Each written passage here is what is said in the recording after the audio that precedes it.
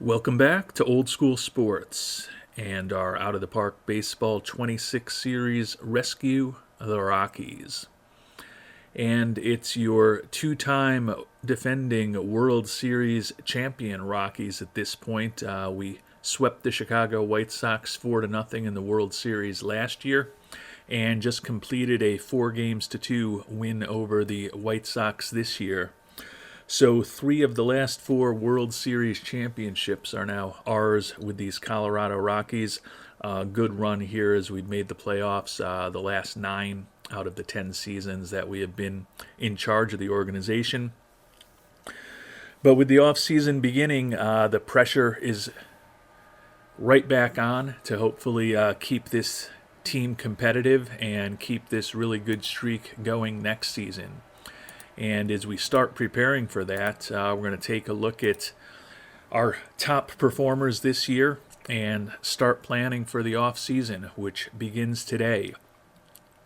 94-68 record for the Rockies. I believe it was our 5th straight division title. I'll check on that right here. Yeah, 5 consecutive division titles for the Rockies. As I mentioned, 9 straight playoff appearances at this point. 97-65 was our Pythagorean record, so we underperformed a little bit. 9-12 in extra inning games, just over 500 at 25-24 in one-run games. Had a winning record all but 2 months of the year. Actually, that's not true. All but 3 months of the year. We were 500 in March at 1-1. We were 0-1 in October, but then obviously did well in the playoffs after that. And then we did have a relatively sloppy 12-14 month in July. But fortunately, after going 18-9 in September, we were playing our best baseball of the year come playoff time, and obviously kept that going in the playoffs with wins over the Mets, Nationals, and White Sox on our way to the title.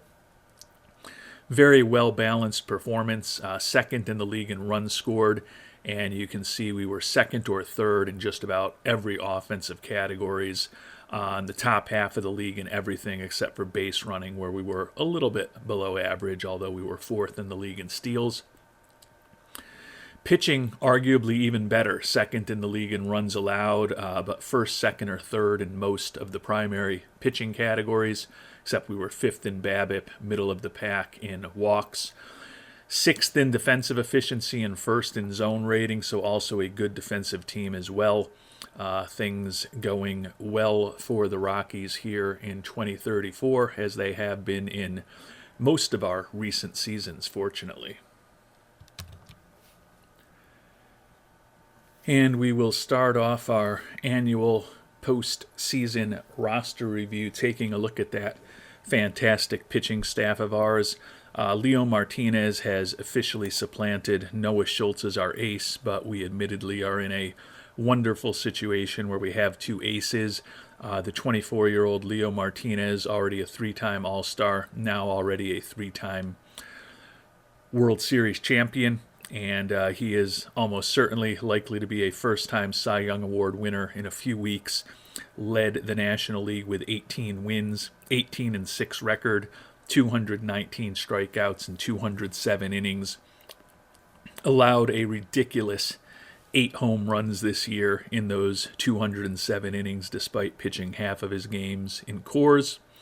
Led the league with a 2.26 ERA, a sub-1 whip.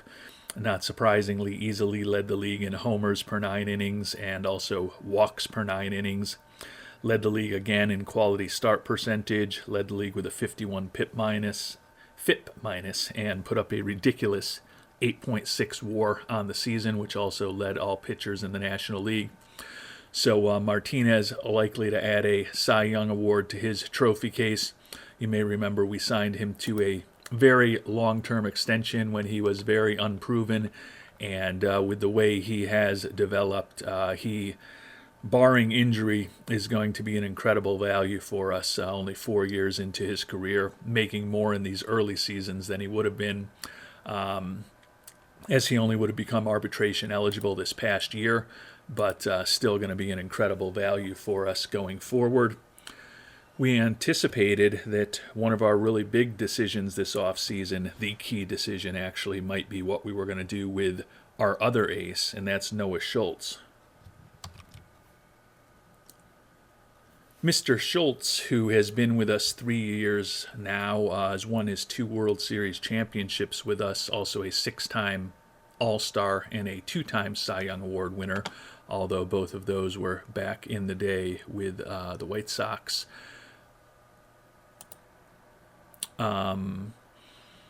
But Schultz, as I mentioned, thought we were going to have a big decision to make on him. He had the opportunity to opt out 3 years into the 6-year deal, but he chose to play this upcoming season with us at the age of 31 for $45 million. Still his player options going forward, so it's going to become a year-to-year thing for us with Mr. Schultz. But it was nice, as YME943 noted, that looks like Schultz wants to play for a winner. We'll be real happy to have him back next year. 17-7 record with a 3.42 ERA, struck out 217 batters, had a whip of just over 1, 133 ERA plus and a 71 FIP minus, 5.8 WAR on the season, and you could argue it was a down year for him, but still certainly looks like one of the top pitchers in baseball. So really happy to have Martinez and Schultz highlighting our staff. Andrew Painter, 31 years old now. He'll be 32 early next season. Has never really become a dominant pitcher, and looking at his age and his profile, don't expect that he ever will be. But 12-6 with a 3.88 ERA this year, 1.3 WAR on the season was low for him.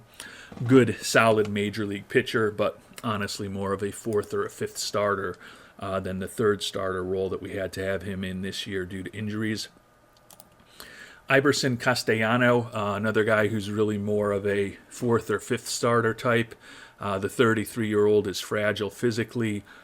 Picked him up in a trade with Philadelphia, a wealthy team that was one of the worst teams in baseball this year. They were the worst team in baseball when I made that trade with them back on July 11th. I assume they probably ended up the worst because they traded us a few players.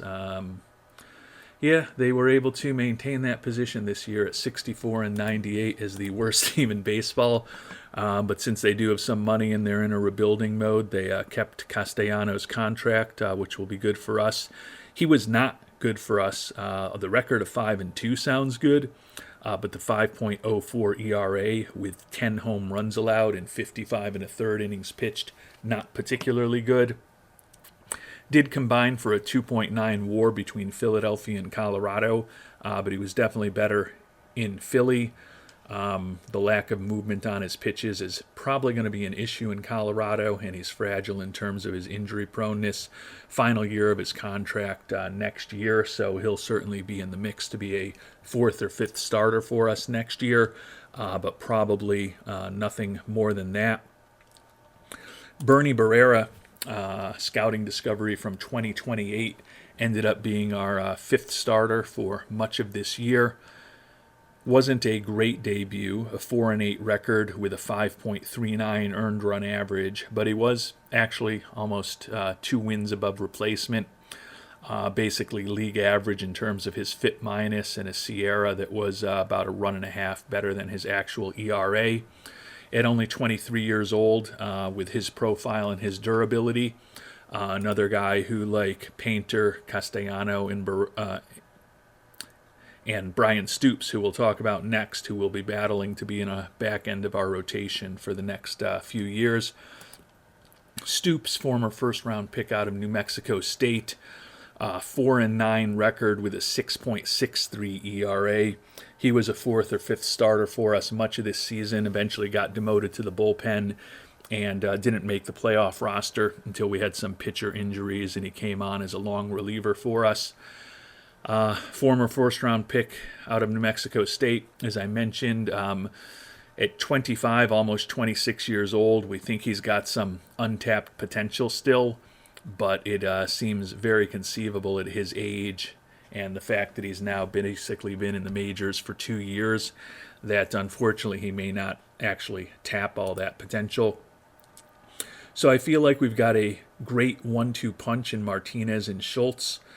Between Painter, Castellano, Barrera, and Stoops, I feel like we've got the fourth and fifth starter roles and some long relievers and guys who can start for us in the event of injuries covered. But we don't really have a true number 3 starter at this point. We certainly have enough starters, as I mentioned, but could be looking to upgrade a little bit in the middle levels of the pitching staff. And we've got a big decision coming up on our former number 3 starter who basically missed the entire season, which we'll talk about after we finish talking about the pitchers. Specifically now moving to the bullpen. Adonis Valer was in the bullpen for us all year. We moved him to the closer role come the playoffs. When we look at his ratings, we look at his performance with a sub-3 ERA, over 10 strikeouts per 9 innings, 152 ERA plus and an 81 FIP minus. Clearly one of our top pitchers this season. He's arbitration eligible. We've actually made a long-term offer to him that we'll talk about shortly. See if we can bring him on board. Got a team option for next year for $4.5 million on Luke Little. He walks too many batters with 30 walks in 52 innings, but he still ends up typically being a pretty productive reliever because his stuff is good and is particularly nasty against lefties. ERA of just over 2 this year, and you can see over the past 3 years in Colorado, his highest ERA has been 2.44. Think that we are inclined to likely bring him back next year, although he does walk too many batters, keeps the ball in the ballpark, keeps the ball down, and lets our defense do the work behind him, and also, as I noted, is very tough on lefties. Couple of really good righties in the back end of the bullpen. Rich Hannon, 5-6 record with a 3.60 ERA this year. His second season with us in Colorado put up a 2.3 WAR working out of the pen. He is a guy who is still making the major league minimum next year, so he will certainly be back with us. Justin Gibson, heading towards the end of his arbitration time with us, still looking for a massive extension, so the former 4th-round pick may end up just playing out the string with us next year in Colorado before potentially hitting free agency, but another excellent season for him. He has led the league in games pitched 3 straight years and led the league in holds 4 straight years. Excellent shutdown to meltdown ratio of 35-14 this year, 121 strikeouts and 99 2/3 innings pitched, 253 earned run average, 2.7 WAR. He remains a very high volume reliever for us who's turned into an outstanding pitcher. Gregorio Olvera is honestly another guy who could be in the mix to be a 5th starter for us.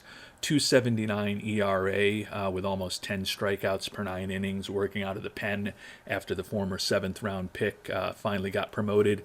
Doesn't look like he's ever going to be a big-time pitcher, but certainly with the fact that he can start or relieve is a guy who's likely to be useful for us for the next few years before he probably gets a little too expensive for what he is.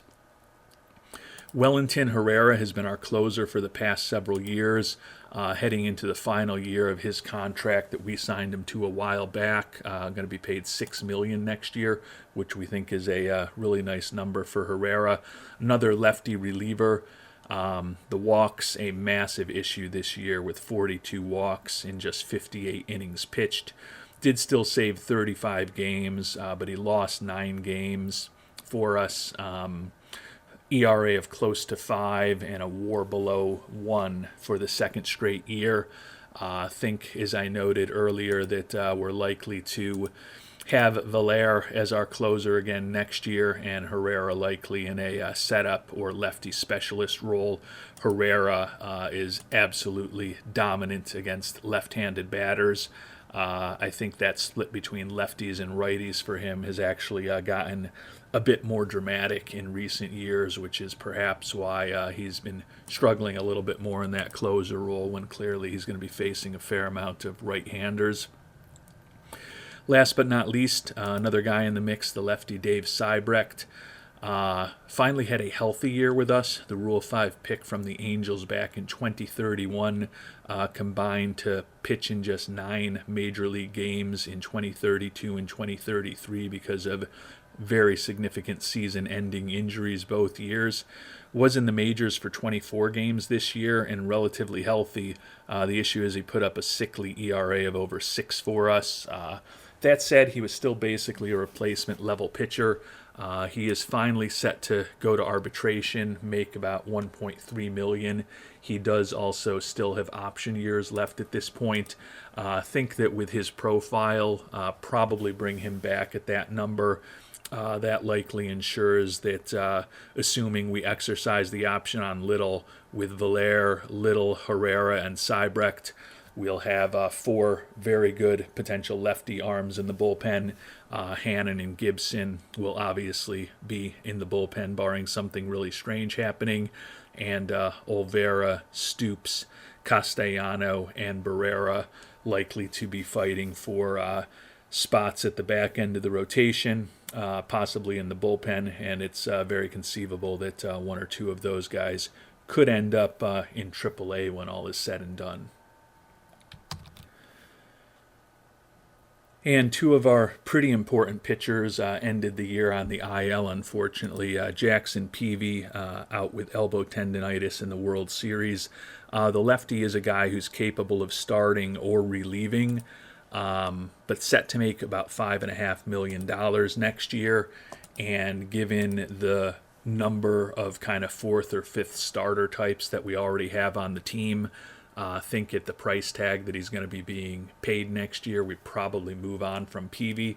The thing that really stinks is he might have trade value to some team at that arbitration amount, but given that he's injured right now, we can't trade him, so we may end up just having to not make an offer to him and let him leave for nothing, unfortunately. He had a 4.5 ERA over 76 innings pitched this year, but was actually below a replacement level starter or pitcher. Dylan Jordan is the guy who was supposed to be our 3rd starter. Unfortunately, 4 games into this year where he put up a 2.82 ERA, striking out better than a batter per inning. Needed elbow ligament reconstruction surgery that he's still recovering from over the next 2 or 3 months. Definitely is better than Painter and all of those other 4th and 5th starter types that we talked about if he comes back and is the same guy that he's been. But a 29-year-old who is going under a real significant surgery is certainly a risk. The positive thing is that he's looking for less money than he was before. I believe he was looking for about $23 million a year when we checked in on him earlier in the season or even last offseason. Now he's only looking for about $18 million a year for 5 years.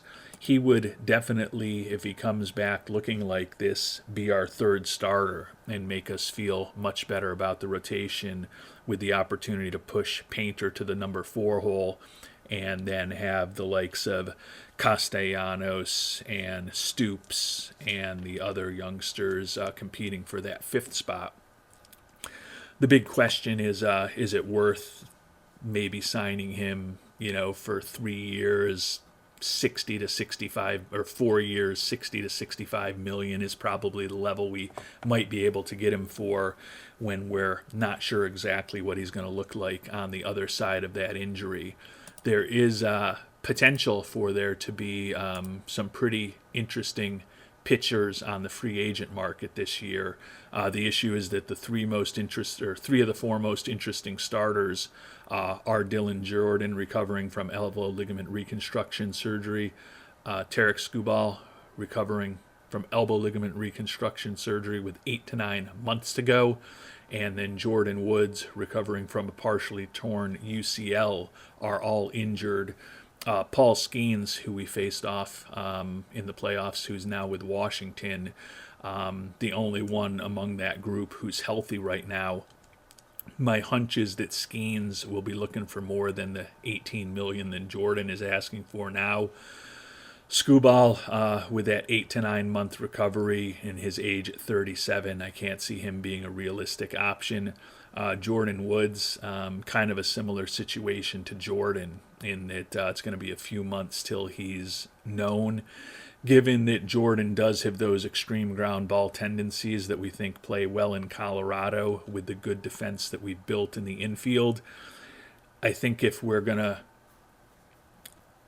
consider spending some money on a third starter for next season, there is definitely an argument to be made to just try to get Dylan Jordan signed right now and bring him back as our number 3. Clearly, as I was talking about earlier, with the likes of Painter, Castellano, Barrera, Stoops, and Olvera, we've got enough bodies to handle the 3, 4, and 5 roles in the pitching staff at this point. So it might be a little bit of a luxury to try to bring back Schultz, but is a luxury that if we decide to move on from some of our other free agents, to be most notably Gus Nieves, that we might actually be able to afford. I did mention that we had made an offer to Adonis Valer. Take a quick look at that now. You can see we've made offers to a number of arbitration-eligible players at this point. Valer, 6-year, $39 million offer. And then we also made an offer to the center fielder we traded for last year, Pack Jr., 7 years, $54 million. Think that, Pack Jr. is not a big-time hitting center fielder, but as we'll talk about shortly, he had a brilliant year defensively, and he's not looking for crazy money. Could be a guy to somewhat economically take over that center field spot for us for the next several years with the money he's looking for. And certainly if Valer continues to pitch the way he has with the prices that relievers tend to go for on the open market in OOTP 26, think that would be a nice contract for us if we're able to get Valer signed. Likely help lighten the sting a little bit from the impending departure that we're expecting after next season of Justin Gibson, given that he's just asking for insane money when we talk about extensions with him. And before we get into our decisions on our healthy everyday position players, we'll talk about the 2 unhealthy guys there. Mike Girard, our starting catcher, most of this year, supplemental first-round pick from back in 2029, tore the PCL in his knee in mid-September, and he's going to miss all winter, all of spring training, and the start of next year. Maybe we get him back around June sometime if things go well.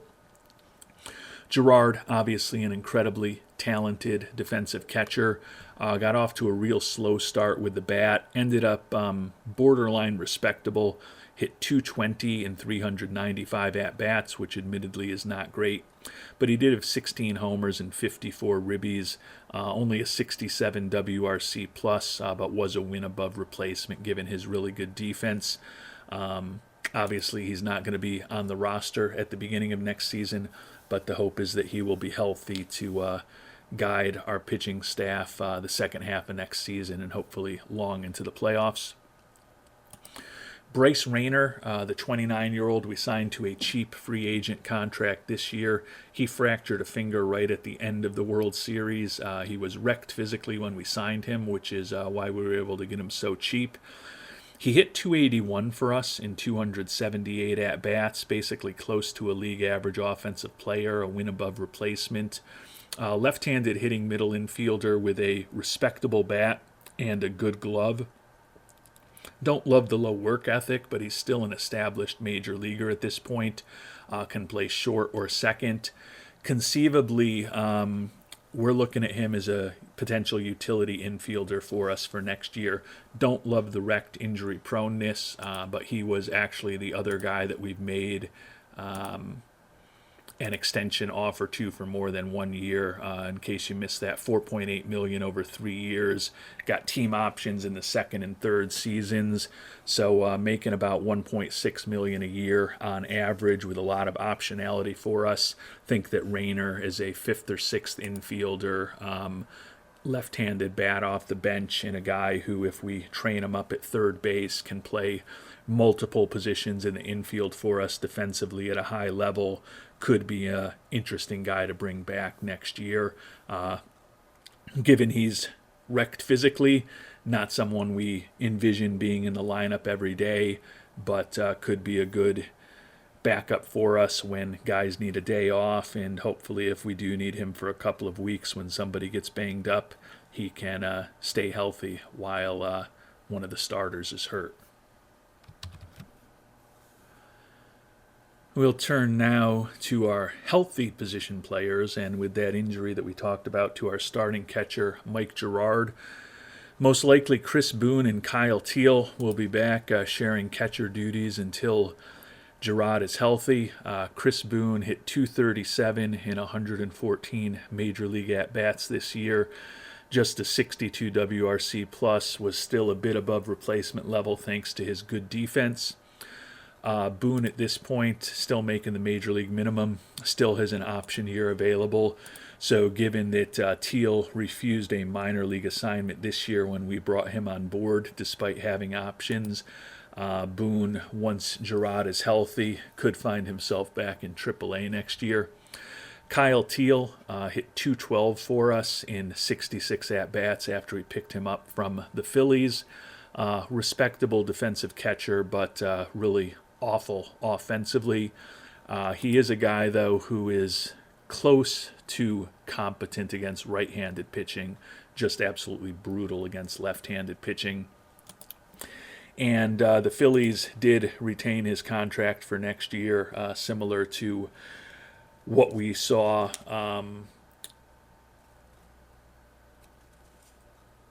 from the starting pitcher Castellanos. So Teo will be a cost-effective guy for us to have in the mix next year.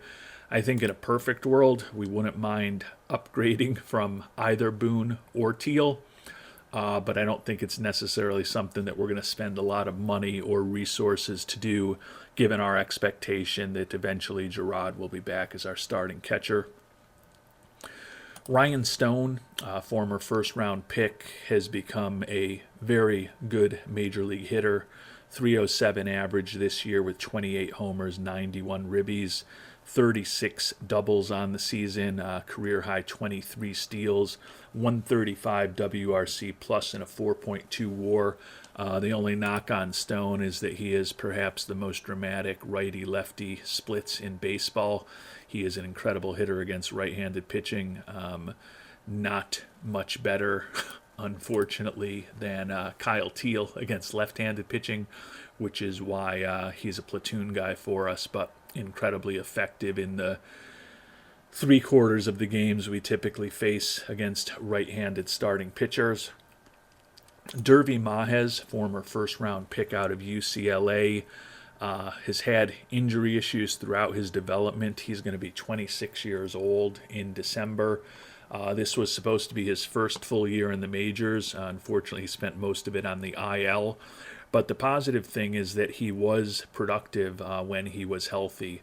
.308 average in 156 Major League at-bats, put up a 111 WRC plus for us and a WAR of almost 1. A very good defensive player who's capable playing all over the infield, good influence in the clubhouse, pretty good speed and base running instincts, even though he did steal only 3 bases for us this year. The issue is that he's fragile physically, and the bat is ultimately not going to be anything special. But that said, he's still definitely in the mix to be a starting second or third baseman for us next year. Cody Schreier is the third guy behind Teel and Castellanos that we picked up from the Phillies when they were just dumping players. Schreier, unfortunately, is the one who's going to be expensive for us next year. He's a guy heading into his final arbitration season, although the Phillies picked up his contract this year, set to make about $8.5 million next year. But Schreier was really good for us, hit .330 in 97 at-bats, good in the clubhouse, capable of playing a solid second base. Also think he could play a competent short or third, so we may look to train him up. He's a competent major league hitter. Over the course of his major league career, he's been a league average offensive player. And with the fact that in our infield right now we have a wrecked potential sixth infielder in Bryce Rayner, we have a fragile Dervi Mahez who's going to be playing second or third for us, and we have a fragile Ezekiel Tovar who's going to play short for us. I think we bring back Schreier at that $8.5 million. He's either going to be a super utility guy for us or perhaps end up playing second base for us every day. But given his defensive skill, his influence in the clubhouse, a respectable bat, and the fact that so many of our other infielders are not all that strong in terms of their constitution, I think it does make sense to bring Schreier back at $8.5 million. Getting a player with his skill set in free agency is not going to happen for that kind of money. Rosniel DePaula played somewhat less this year than last year, hit 255 and 353 at-bats. The homers dropped by more than half to just 10. Only drove in 38 runs this year. The WRC plus, as you can see, dropped from 125 to 91, and he went from 3.3 WAR to less than 1 WAR. That being said, still making the major league minimum, still a guy who can play competent defense at multiple positions and a respectable major league bat.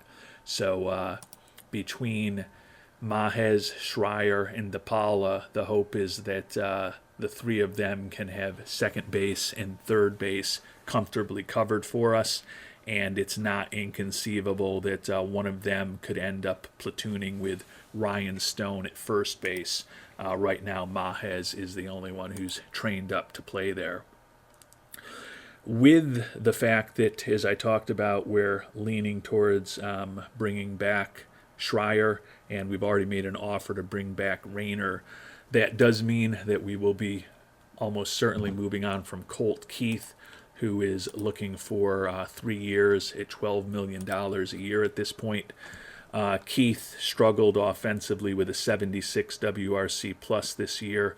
Batting average dipped to 231, only 12 home runs and 528 at-bats.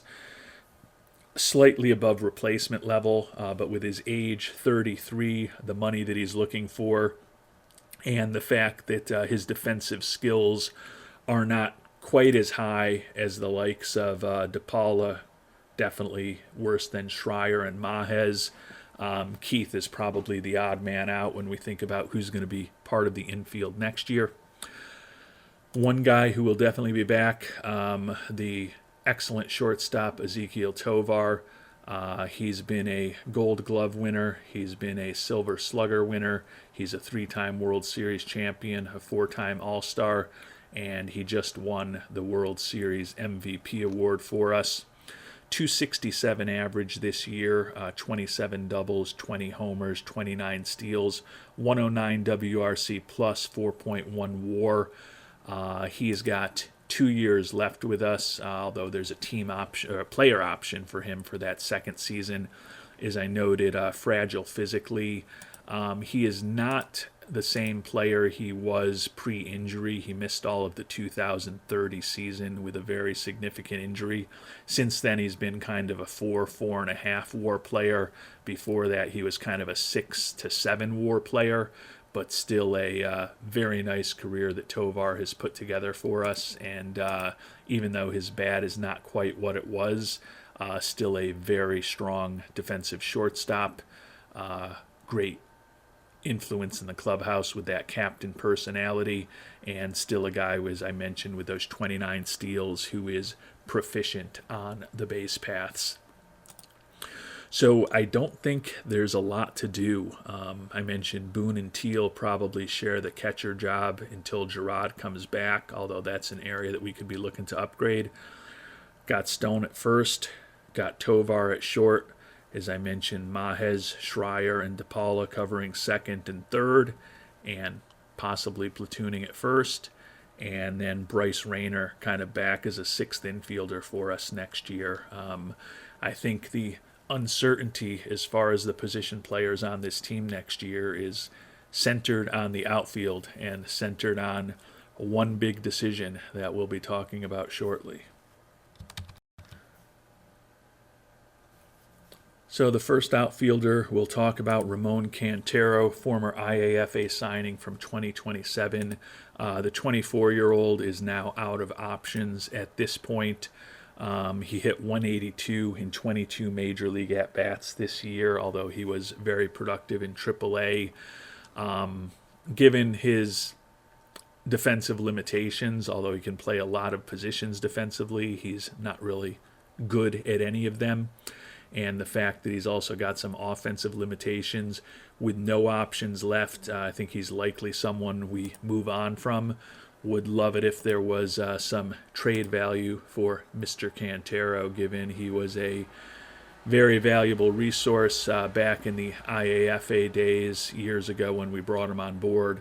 But you can see here the only interest in the trade market for him is taking back a very large contract for a mediocre to average player, most of whom are in their 30s. So likely we just waive in DFA Mr. Cantero rather than guaranteeing him a spot on the 40-man roster and a major league contract, given that he'll almost certainly end up being in AAA if he's on our team, and we're not going to guarantee him a contract that he's got no options left. Guy who will be back is the franchise Mr. Five Tools, Kevin Roberts Jr. He was the MVP of our first two series, the Divisional Series and the LCS this year. Missed the last month of the season with an injury, but came back just in time for the playoffs. 292 average, 33 homers, 25 steals, 5.1 WAR. Roberts Jr. at the age of 26 has accomplished a ton in his career. He's not going to win a third straight MVP this year, given that he missed a month of the season, but could be in the mix for a Silver Slugger and or a Gold Glove. He's been a member of our 3 World Series championship squads, 3-time All-Star, and he's won 5 playoff MVP awards already at the age of 26, including the 2031 and the 2033 World Series Most Valuable Player awards. Roberts signed to a long contract when he was relatively unproven. The money for him is definitely going to be going up, but the way he's playing, this is still a very good contract for us. Kevin Waymont, 13th round pick from 2029, who's actually developed into a decent-looking hitting prospect, batted over 300 with over 30 homers and 100 ribbies in AAA Albuquerque, hit 213 in 89 major league at-bats, although he did drive in 17 runs. The left-handed hitting outfielder could be competing to be a 4th or 5th outfielder for us next year. Mentioned Anthony Pack Jr., who we picked up last offseason in a trade with Washington, making the major league minimum this year. As we talked about, he's arbitration eligible now. We're trying to sign him to an extension that pays him a bit more for his arbitration years these next 3 seasons, and then a bit less for his potential free agent years. He was competent offensively for us, a 94 WRC plus, actually led the league with 7 triples, 30 doubles, 14 homers, 38 stolen bases. The issues are he batted just 246, struck out 130 times, but was still close to a league average offensive player. He put up a ridiculous 5.3 WAR for us, and when we look at these fielding stats, think that he's got a real good chance at winning a Gold Glove in center field. Ridiculous 26.2 zone rating and 1.117 defensive efficiency. Although his arm was not particularly exceptional this year, still think that Pack could be a Gold Glove winner this year, and if he continues to play great defense, steal a ton of bases, and is borderline respectable with the bat, I think that extension that we're offering to him lets us stabilize center field very well defensively, and also guarantee that Kevin Roberts Jr. isn't going to have to play a ton of center field through the prime of his career, which hopefully will allow him to just remain the offensive force that he has become. Trent Clausen, former first-round pick out of Oregon State, could be pricing himself off the team at this point, set to make over $3 million in arbitration next year. The right-handed hitting outfielder is a guy who's got good speed, solid defensively. The issue is, although he's allegedly a good offensive player against left-handed pitching, he can't really hit against righties all that well. And even though we play him primarily against left-handed pitching, he hasn't been a particularly useful major league hitter. 205 average this year and 244 at-bats, basically a replacement level player. Looking at his batting splits, useful against left-handed pitching with that 116 WRC plus, but just brutal against righties with a 44 WRC plus. And that $3 million-ish price tag for Clausen, given what he's actually done at a major league level, seems a bit expensive when we can get a lot younger and cheaper with a guy like Kevin Wayment. Ted Miller, former second-round pick, had a really good offensive year for us this year. 274 average, 34 homers, 90 ribbies. He is the outfield version of Ryan Stone, although he's not quite as extreme. Guy who absolutely rakes against righties, but he's at least a competent major league bat against left-handed pitching. Put up a 135 WRC plus for us this year with a 3 WAR. In a perfect world, he's a DH rather than a corner outfielder. But what position he ends up playing for us next year could be determined by the now big question for this offseason, given that we know Schultz is going to be back, and that is what to do with Gus Nieves. We signed him as a free agent out of Cuba 7 years ago. And Nieves, making $31 million a year for those 7 seasons, is now heading into free agency. He's going to be 34 at the start of next season. Another outstanding offensive season for Pex Nieves. Hit 279, 48 homers, and 127 ribbies. Put up a 148 WRC plus and a 3.3 WAR for us. When we look at what Pex Nieves, the switch-hitting outfielder, has done over his 7 years in Major League Baseball, it's really an incredible start to his career. Now, granted, it was in his mid to late 20s to his early to mid 30s, so right in the prime of his career. But he's led the league in homers and ribbies 4 of his 7 years in the majors, and his worst year in the majors, he had 33 homers and 91 ribbies. 7 years in the majors, and he's over 300 career homers, almost 850 ribbies. Just a brilliant start to his season, also averaging scoring almost 100 runs a year. Career 145 WRC plus. But he is, in his 30s, not the same player that he used to be. You can see these last 3 years, he's averaged at about a 3 WAR a season. His first 4 years with us, although he did have that bad sophomore season, he was more a 4.5 to 5.5 WAR kind of player. So although the numbers optically don't seem all that different, a little bit less value. We do potentially have the money to bring Nieves back with about $40 million available. And you can see I've, well, you might not be able to see this. I'm assuming that you look at everything I look at, which I know that is probably impossible. But we did at least put in placeholders for scouting and player development that were a bit higher than where we ended last season. And we still have that $40 million to spend. So Nieves is a guy to consider. I know there's strong opinions on him.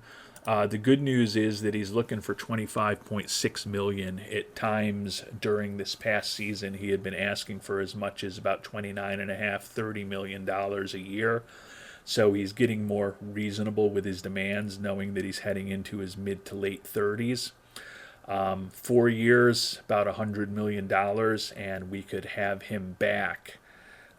Some of you most recently and most persistently hold the door. Really suggests we should bring him back, but there's several of you on hold door side, and there's several of you who think that it's probably time to move on from Pex Nieves. Right now, if we think about the outfield, we've got Pack in center field, we've got Roberts in left or right, and we've got Miller in left or right.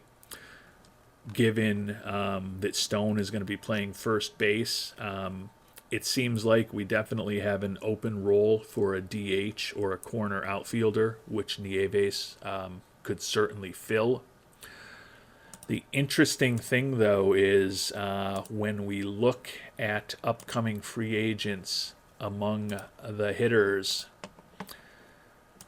those corner outfield DH types are where there is an abundance of talent. Jackson Chourio, Josh Johansson, and Walker Jenkins, all corner outfield types who are younger than Nieves. According to our scout, better overall players than Nieves, also pretty popular like Nieves, and certainly they all are better defensive players than Nieves and better contact hitters than Nieves at this point. Now, Nieves' home run power is certainly special compared to just about anybody in baseball. I tend to think that those younger guys are probably going to be more expensive than Nieves. But with the money we've got available and the fact that there are some very interesting corner outfielders available on the market this year, that is a reason to potentially maybe move on from Nieves. As a Yankees fan, I also like seeing that Arson Judge looks like he might be trying to move on from the Red Sox after spending his last 3 years there. Obviously, at the age of 42, Judge is wrecked physically. 29 homers and 76 ribbies for Boston, though. And as we sit here in 2034, Judge with 720 career homers, got by Albert Pujols and the Bambino this past year, as we kind of thought he might, and going to need a much better season to, at the age of 43, to get past either Aaron or Bonds, but still has an outside chance if he signs a multi-year contract of ending his career with more home runs than anybody in baseball history. So he's a guy who selfishly I think about signing as a designated hitter. I don't think he can really do anything besides play DH at this point. He's not even as good as the likes of Miller or Nieves defensively, and being that he's wrecked physically, I'm going to strike out a ton, probably just take advantage of that prodigious home run power. But, you know, again, with Judge, Chourio, Johansson, Jenkins all potentially hitting the free agent market, that makes me think maybe we don't bring Nieves back.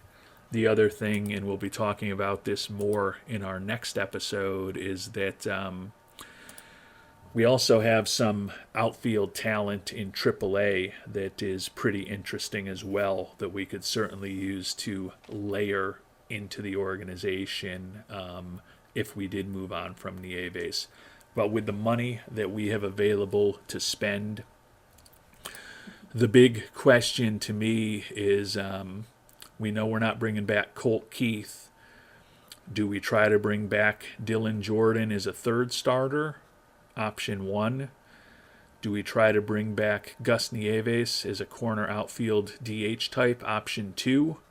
Or do we move on from both Nieves and Jordan, or at least maybe not even necessarily move on from them, but do we not try to sign both Nieves and Jordan right now, wait to see exactly what the free agent markets look like, wait to see if there's any real interesting international free agents who happen to be on the market, and then regroup at that point. And maybe we go after Jordan, maybe we go after Nieves, maybe we go after Paul Skeens, maybe we go after one of the outfielders we just talked about, or maybe there's some really interesting international free agent that we decide to go after. So a lot of interesting choices for us to make. Taking a look at salary arbitration, we have at this point made either short-term arbitration offers, or in the cases of Valer and Pack, longer-term offers to most of the arbitration-eligible players. As I mentioned, leaning towards not making an offer to Peavy. He probably does have a little trade value, but we just can't trade him at this point. And probably leaning towards moving on from Trent Clausen. Mentioned that we made an offer to Rayner, not going to make an offer to Keith. And as we talked about, whether we make an offer to Jordan or Nieves is up for air right now, or up for debate right now. We definitely would submit a QO to Nieves. If he was willing to come back for 1 year at $20 million, that would be a perfect scenario for us. I can't imagine he would actually do that. But certainly if we do move on from him after the great run he's had with us, would like to at least get some draft pick compensation in return. So definitely a lot for us to think about as far as our potential free agents, other potential free agents, and what to focus on this offseason. We'll talk through some of our former players and check in on them, and also check in on our farm system in depth in the next episode. Before we do that, though, I wanted to give you a preview of what we're thinking about doing in the development lab this year, still subject to change. The two young superstars who we have signed for long-term contracts, Leo Martinez and Kevin Roberts Jr., putting them both into strength and conditioning programs. They're both fine in terms of their injury proneness, but if we can make them stronger and healthier, that'll just guarantee that they're in the lineup even more for us. Doing the same with the fragile Derby Mahez as we try to extract some value from him. Might as well show you these guys now for those of you who are thinking about the Nieves debate, because two AAA outfielders, Mike Castro and Phil Dingwell, going to be working on contact and bat speed respectively. Those are guys who, if we do move on from Nieves, could definitely be competing to replace him. Honestly, if we don't move on from Nieves, still probably have at least one of those two guys on the Major League roster in April, and would expect that they will both be playing with us at some point next year. The young pitcher Chris Kennedy, who made his debut this year, going to be working on his control. Adonis Valer, who, as I mentioned, we're trying to sign to a medium-term extension at this point, going to be working on secondary pitch improvement. And then the top prospect in our organization, the young pitcher Jeff Colson, who hasn't been good since we drafted him out of high school a couple years ago, but still has a high ceiling, going to work potentially on pitch movement with him. But since the Jordan and Nieves decisions are the two big ones among our players that we think we have to make in relatively short order, we'll give you a preview of the episode next time around, when we're going to be doing a deep dive on our minor league system by taking a look at the two AAA outfield prospects who could also help us replace Nieves. One is the right fielder Mike Castro, who we picked 28th overall this year out of southeastern Louisiana, listed as the number 62 prospect in baseball. Castro looks like a competent corner outfielder with decent speed and a bat that could be an above-average bat, like the durability.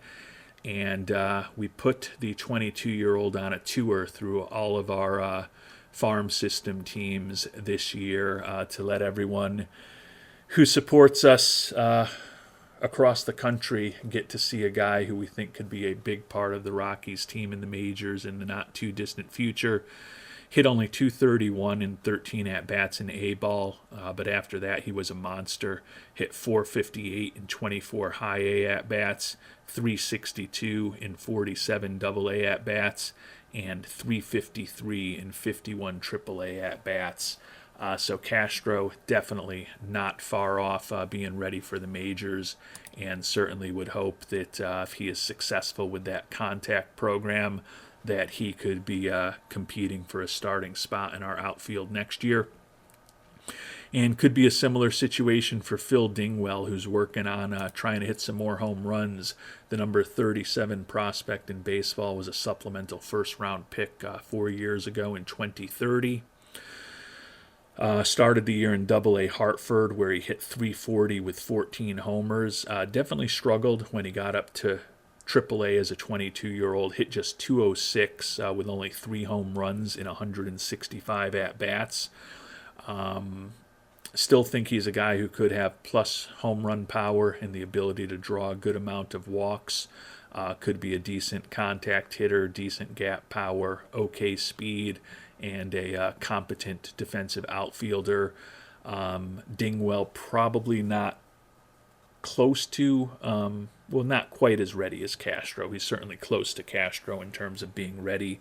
Neither of them, according to their ratings, looks totally ready, but Castro was certainly more successful in a smaller sample size in AAA than Dingwell was.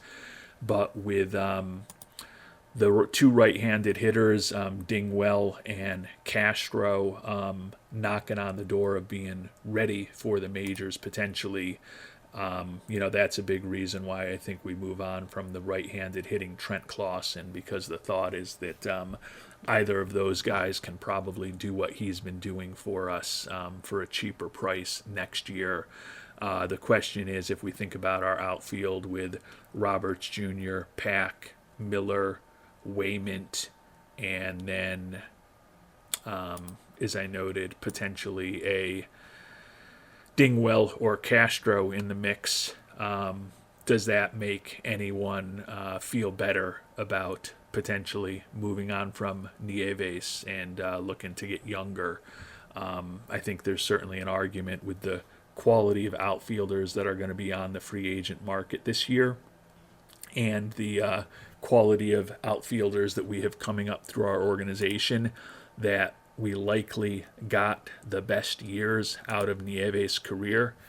And even though he's looking for less money going forward than he's been making, maybe we spend some money right now on trying to bring Dylan Jordan back as a third starter.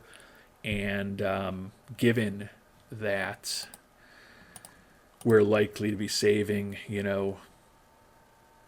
almost $8.5–9 million additional that's budgeted right now for the likes of Clausen and Peavy, it doesn't seem impossible to me that even if we brought back Dylan Jordan, that we wouldn't have enough money to go after Nieves or go after one of those outfielders if we did wait until free agency. So a lot of interesting decisions for us to think about in this Rockies organization.